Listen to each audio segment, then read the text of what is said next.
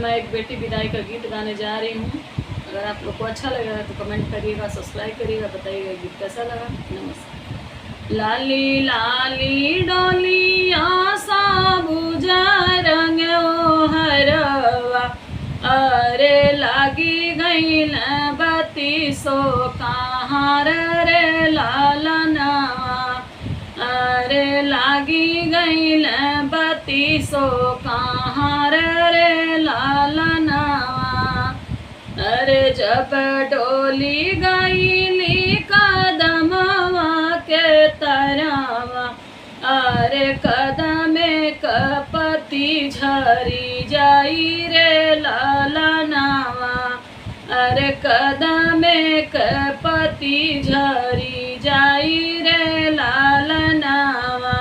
अंगना बहारत दुआरा बहार, अंगना से दुआरा परोवल बाबा, अरे कहाँ गईली अखिया के पुतरी रे लालनवा, अरे कहाँ गईली हमारी जे दिया रे लालनवा, घरवा से बाहर भैली मायरिया, अरे पापा जी के दिहली समझाई रे लालनवा, अरे पापा जी के दिली समझाई रे लालनवा, हमनी के लक्ष्मी हो गईली ससुरवा, अरे सुन कैली घरवा दुआर रे लालनवा, अरे सुन कैली घरवा दुआर रे लालनवा, बहरी घरवा से बाहर होई के रोवल बीरनवा,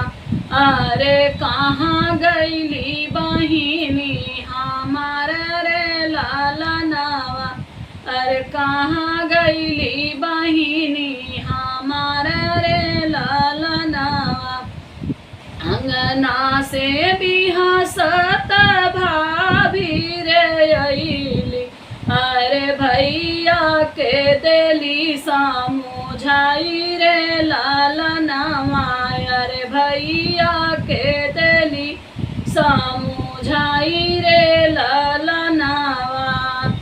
अरे भैया के दिली समझाई रे लालनवा, तोहरी बहिनी हो गईली ससुरवा, अरे छूटी गईल जीव के जंजाल रे लालनवा, अरे छूटी गईल जीव के जंजाल रे लालनवा, एक जे रोटिया हो खाई है ना नदिया, अरे अब खाई है कुकुरा हमारा रे लालनवा,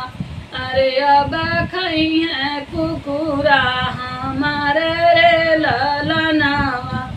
उनके कपड़ावा का पोताना बनईबो, अरे लिपबो में अंगना दुआर रे लालनवा, अरे लिपबो रसोईया के दुआर रे